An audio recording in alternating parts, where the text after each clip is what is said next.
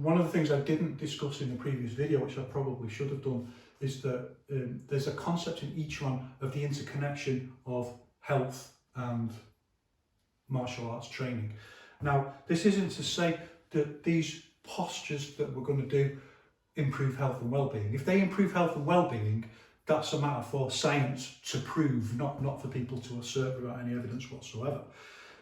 This idea of the interconnection between health and well-being and martial arts, I think, is very often misunderstood as the basic training will improve your health and well-being. Well, of course, any kind of exercise will. That's not the idea. The idea is to be training in a way that doesn't damage your body. And actually, Wang Xiangjai is the founder of Yiquan, is very specific about this, and he wrote about this. He wrote a newspaper article about this. And the idea is that certain kinds of training methods really wear you out. And if you think about Chinese martial artists in Wang Xiangjai's time, the founder of modern Yiquan, they're I suppose, the equivalent of athletes. You know, they're the people who are doing a lot of training. If you're doing a lot of physical training, look at modern athletes now and how much damage they do to their bodies and how worn out they are when they're older, getting hip replacements. How many ex-fighters do you meet who just, you know, like they, you know, they've gone hell for leather and they've ended up like needing knee replacements and hip replacements and so on. Well, I'm 52 and I'm still, you know, you can go and look at my videos. You know, I've got no joint problems whatsoever.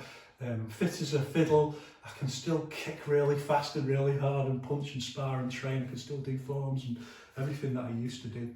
And one of the reasons for that is I do a lot of this slow movement training and have done most of my, you know, I extensively use this idea of slow movement and intentional movement training. And that replaced in many ways, like, and I still do like loads and loads of relaxed training. People will see me doing like relaxed kicks and stuff like that. And then when they see me kicking the bag on a pad, it's like, wow, how does that? In their minds, they think to get power, you've just got to be hitting with power all the time.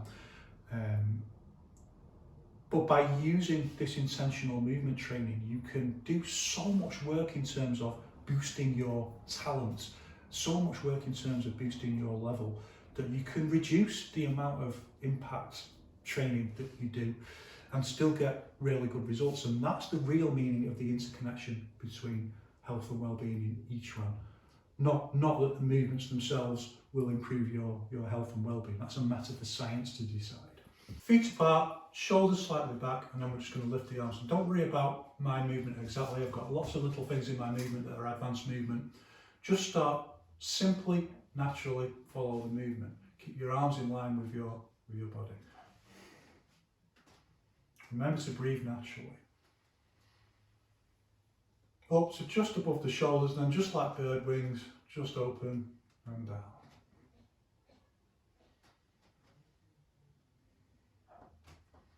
See here, my armpits aren't close to my body, so the feeling is like you could put a tennis ball under my armpit, and lift again.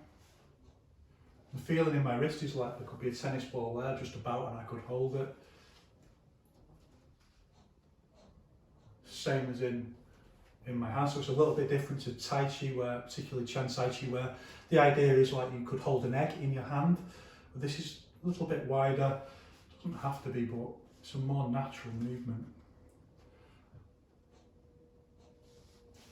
Correcting my posture of slipping.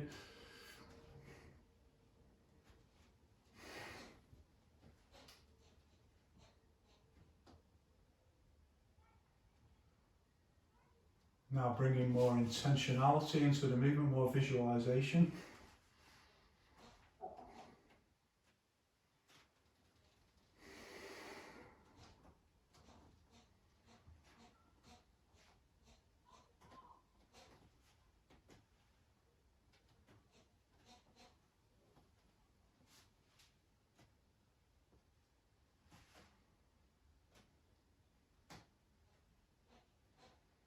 And that's the basic movement.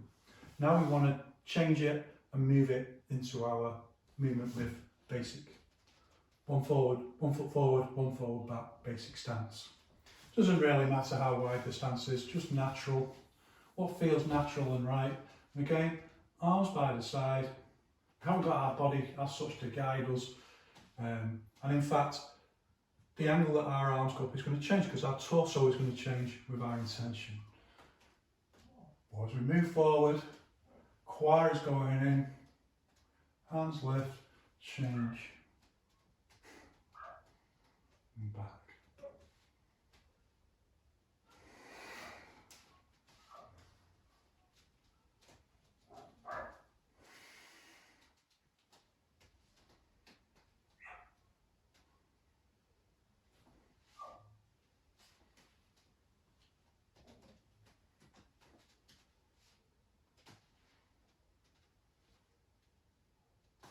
Simple as that, change the other way. In terms of how many repetitions you should do, usually I like to do everything in 8, so I might do 8 of these, and then 8 of these, but I might do 4 one way, 4 the other, or I might do 5 sometimes.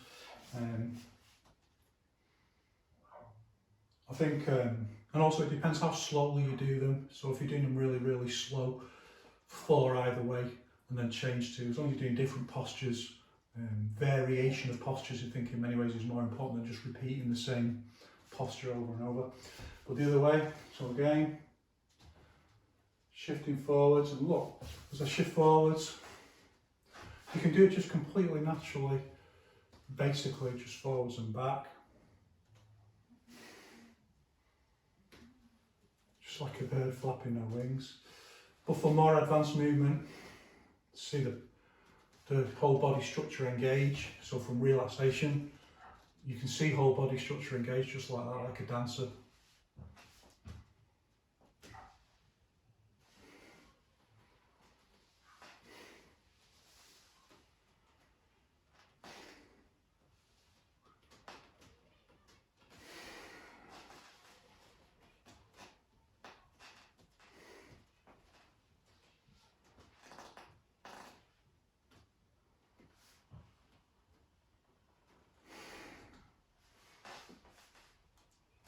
See, look, my body's moving because I'm using this rotational hip movement, rotating the quad around the knees. And I could change to,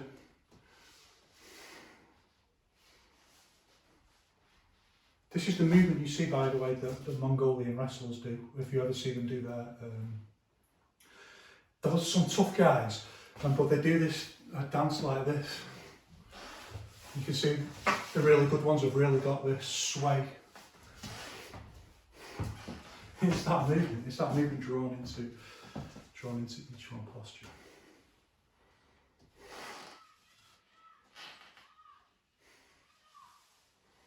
And the key is don't rush. When people want to rush and get the exercises through, they think like if you rush through them, that somehow you can get more done. Actually, the benefit is in the slowness, and the slow movement gives your brain more data. The more you can do it slowly, the more improvement you're making. It's just so contradictory to the way we think about athletics training, and this can be applied to anything, by the way, dance, athletics, martial arts, any kind of physical movement, anything where you need to use your body, and you can adapt and change the postures in any way you like. So it's the same. It's exactly the same concept really as in Tai Chi, but it's liberated from the strict form. You can apply it to anything. You could apply it to your tennis or your pool playing or anything. You can apply the movement to any concept. So now we've done the exercise in those 2 ways, now we need to do it with a step. Just like I explained in the first video, again you start like this. Nice and relaxed. Step up, and this isn't just a step. You can see in my movement, all of my intention moves forwards. It's some interaction between the will, the intent, and the physical movement.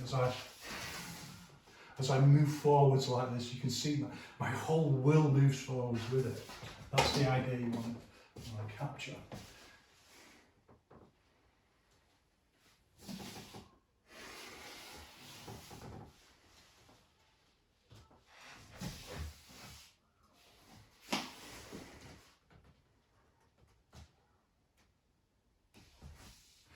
So moving backwards.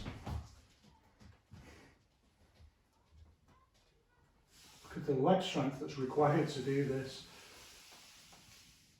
You don't realise until you try and do it. So bring that leg up like that. Don't have to do it like the way I'm doing it. This is the advanced way of doing it. To keep your foot flat like that and bring your leg in like that. I'm telling you, it's not easy.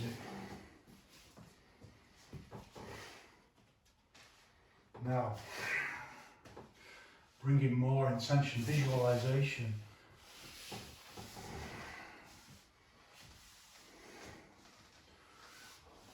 This is like in the old days they used to say, sink the chi.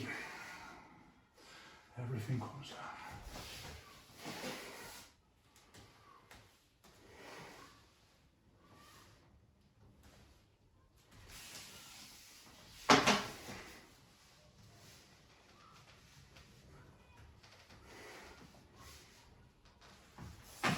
For more advanced movement, starting to get more separation between what the arms are doing. So for all these exercises, as I said before, there's the basic way and there's the advanced way. For advanced movement, you start seeing different, the arms start doing different things. And you can see, I was watching some videos of myself back in the day, 20 years ago or something, where I'd, so now I find it hard to do it, like just my hands just, I was at a certain stage where my hands can only mirror what the other one's doing. I've got good whole body connectivity, but I haven't broken free so that different sides of my body can do different things, and that's quite an advanced skill. And then feeling like how does the movement ripple through your body.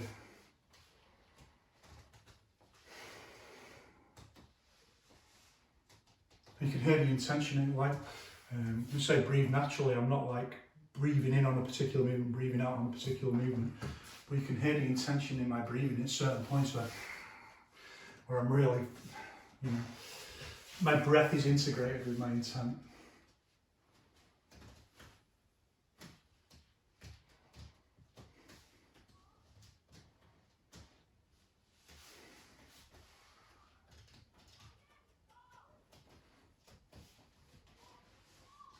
You don't have to do it all like this. I'm just slipping on the floor.